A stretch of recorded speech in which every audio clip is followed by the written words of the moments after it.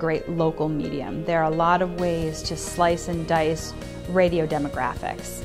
You can pitch according to demographics like soccer moms, or you can pitch according to geographic areas like congressional districts. So there are so many ways to reach listeners that other mediums just simply don't have the opportunity to do. There are some cases where radio can get a message out much better than a newspaper, much better than a television station. For instance, just when you have to get it out there as soon as possible. You can get a message out on the radio a lot faster than if you try to call a TV crew to come over and do an interview, or have a newspaper reporter come over for a sit-down. The most effective factor in pitching is providing local information that will affect a listener immediately, whether it affects their purse strings or their heartstrings or their health. It's very important to get in and talk to a reporter about that, because that's what reporters want. We're not interested in who you're funded by. We're not interested in who the president of the organization is. We're interested in plugging in what you have to say into our newscast. I probably get about 200 emails a day from people who aren't friends or acquaintances of mine.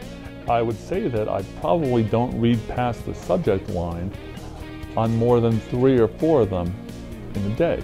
So unless the subject line really grabs me, I'm just going to hit delete, and I'm not even going to read the pitch. It is just an audio medium. It's very important for people to be able to use their minds and create images of what they believe the story looks like.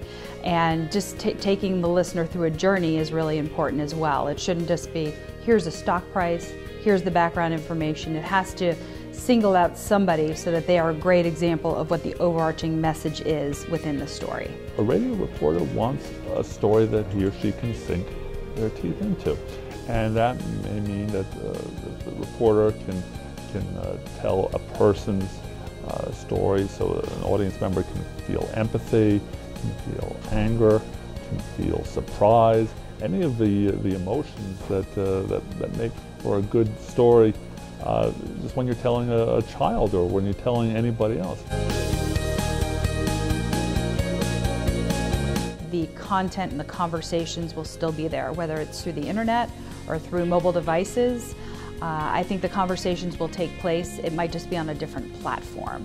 Radio has become very mobile in the last few years, where there are apps that you can listen to stations that are not even on your continent anymore if you want to, and it allows you the opportunity to listen in on thousands more conversations than it was even possible a few years ago. One thing that hasn't changed is stories. And a good story was a good story 20 years ago, it was a good story 5 years ago, and it will still be a good story tomorrow.